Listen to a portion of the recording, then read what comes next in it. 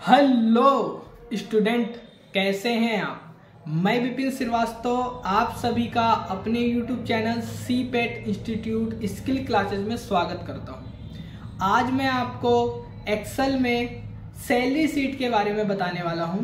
Salary sheet का format कैसे बनाते हैं, उसमें कौन कौन से फॉर्मूले यूज करते हैं। तो वीडियो के लास्ट तक जरूर बने रहें और चैनल में नए हैं तो चैनल को सब्सक्राइब करें, बेल आइकन दबाएं ताकि आपको इस तरह की वीडियो मिलती रहें। तो चलिए वीडियो को स्टार्ट करते हैं। तो हम लोग अपने डैशबोर्ड पर आ चुके हैं। डैशबोर्ड में आने के बाद आज हम सैलरी शीट के बारे में बात करते हैं। तो देखिए, यहाँ पे मैंने शीट बना रखी है, ठीक। जैसे यहाँ पे आ रहा है एम्प्लॉय नेम, आपके एम्प्लॉय का नाम क्या है, आप एम्प्लॉय का नाम यहाँ पे चढ़ा देंगे, ठीक है। एम्प्लॉय आईडी क्या है, ठीक।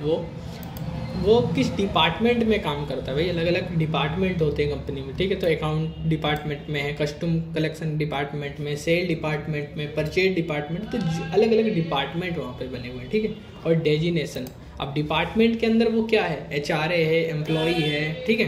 तो वो डेजिनेशन, जैसे बैंक हो गया, बैंक के अंदर एम्प्लॉय है, ठीक है।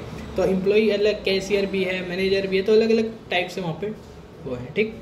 उसके बाद फिर बैंक अकाउंट, भाई सैलरी आप किस थ्रू दे रहे हो, बैंक के थ्रू दे रहे हो या चेक के थ्रू दे रहे हो। यहाँ पे आ जाता है बैंक अकाउंट या चेक नंबर। आपको जो सैलरी मिली है वो किसके थ्रू मिली, चेक के थ्रू दे रहे हो या बैंक के थ्रू दे रहे हो आप। तो यहाँ पे उसके 4 डिजिट आ जाएंगे लास्ट के, ठीक। फिर यहाँ पे आ जाता है बेसिक पे, बेसिक सैलरी क्या है उसकी, ठीक है। मतलब एग्जैक्ट जो सैलरी उसकी क्या है, 25,000 30,000 वो उसकी आ गई, ठीक।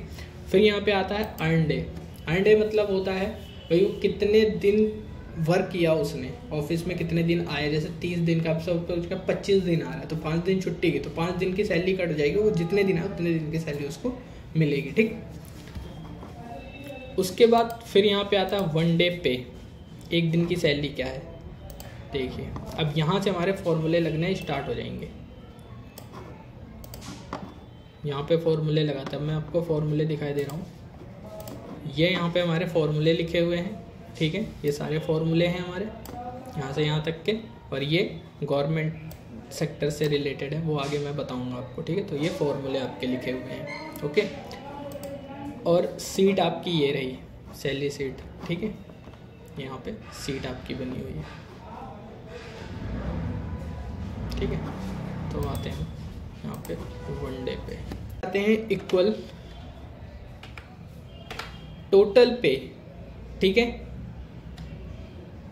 डिवाइड, अब महीने कितने का, 30 का महीना है तो हम यहाँ पे 30, ठीक है। सैलरी 30 दिन की मिलती है, महीना आपका कितने का भी 28 का हो या 31 का हो, सैलरी 30 दिन की मिलती है। तो 30 से डिवाइड कर दिया तो 1 दिन की सैलरी हमारी यहाँ पे निकल आई, भाई 1 दिन की सैलरी आपकी इतनी है, ठीक। फिर उसके बाद आता है यहाँ पे टोटल पे। अब टोटल पे कितना, मतलब जितने दिन आपने वर्क किया उतने दिन की सैलरी पे होगी, तो टोटल पे इक्वल टोटल पे। अब टोटल पे मतलब जितने दिन आप आए हो उतने दिन की सैलरी यहाँ पे देगा वो, ठीक है। तो यहाँ पे है टोटल पे 1 डे पे मल्टीप्लाई अर्न डे, ठीक है। भाई इतने दिन वर्क किया ना उसने तो उससे मल्टीप्लाई करा देंगे, तो यहाँ पे हमारे टोटल पे निकल आएगी, भाई टोटल सैलरी कितनी हुई हमारी वो आएगा, ठीक है। फिर आता है उसके बाद ओवर टाइम। ओवर टाइम होता है कि भाई आप जैसे आपकी सपोज कर आप मंडे से सैटरडे आपने काम किया, आपको संडे को भी जाना पड़ रहा है, तो संडे का ओवर टाइम आपको मिलेगा वहाँ पे, ठीक है। भाई ओवर टाइम कर रहे हो, या फिर जैसे आपकी ड्यूटी 6 घंटे की है, आप 1 घंटे 2 घंटे ओवर टाइम लगा रहे हो, तो उसका पैसा आपको अलग से मिलेगा, ठीक। तो ओवर टाइम का पैसा यहाँ पे जुड़ेगा। तो कोई होता है भाई परसेंटेज में डिवाइड कर दे, भाई इतने % हम देंगे, ठीक है। या तो फिर डायरेक्टली कोई कह देता है भाई इतने रुपए हम आपको देंगे ओवर टाइम का, ठीक है। तो यहाँ पे ओवर टाइम का आप निकाल दो, तो यहाँ पे क्या करेंगे इक्वल 1 डे पे, ठीक, डिवाइड 6 मल्टीप्लाई 2। सपोज कर वो 2 घंटे काम कर रहा है, ठीक है, तो 2 देन एंटर। तो यहाँ पे ओवर टाइम का आ जाएगा, भाई 1 घंटे की सैलरी उसकी, 2 घंटे की सैलरी उसकी कितनी होगी, 2 घंटे की ये निकल आई उसकी, ठीक। फिर आता है यहाँ पे इंसेंटिव। इंसेंटिव होता है एक तरह का बोनस, ठीक है। जैसे वो दिवाली में मिलता है, तो इंसेंटिव आपको यहाँ पे कितना मिल रहा है वो यहाँ पे हम मिलेगी, तो हम अपने अकॉर्डिंग यहाँ पे चढ़ा लेंगे भाई जो भी हमें मिल रहा है। सपोज कर हमने कहा 1500 रुपये मिल रहा है, ठीक। उसके बाद आते हैं डीए। डीए में हमारा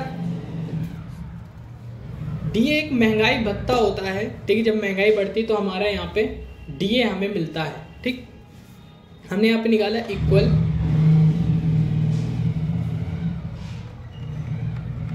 बेसिक पे मल्टीप्लाई कितने परसेंट मिल रहा है, 4% मिल रहा है आपको, ठीक है। सारा बेसिक पे से ही ऐड होगा यहाँ पे, ठीक। तो ये आ गया हमारा डीए। फिर यहाँ पे आता है एमए। एमए मतलब मेडिकल अलाउंस, ठीक है, मेडिकल के लिए। तो इक्वल बेसिक पे मल्टीप्लाई 2.5% एंटर, ठीक। फिर आता है यहाँ पे HRA, होम रेंट अलाउंस। आपको अगर रेंट पे ले रहे हो तो रेंट का भी पैसा मिलता है, या फिर कंपनी खुद भी फ्लैट दे देती है, ठीक है। तो उसका तो इक्वल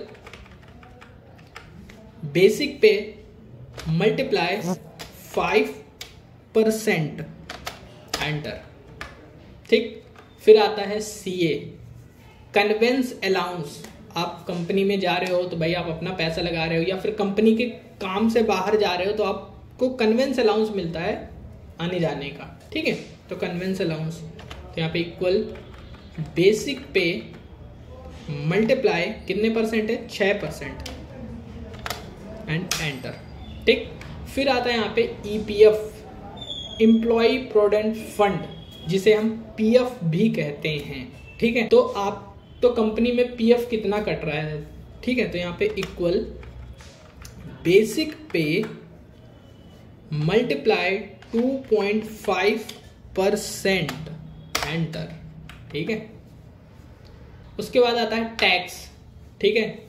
हम गवर्नमेंट को पे करते हैं ITR, ठीक है। तो गवर्नमेंट को टैक्स जो पे करते हैं, इनकम टैक्स, वो टैक्स कितना पे करते हैं। तो यहाँ पे इक्वल एक लिमिट होती है आपको सैलरी में से भाई टैक्स पे करना होता है या नहीं करना होता, ठीक है। बट हाँ, रिकॉर्ड चढ़ता रहता है वहाँ पे 2.8%।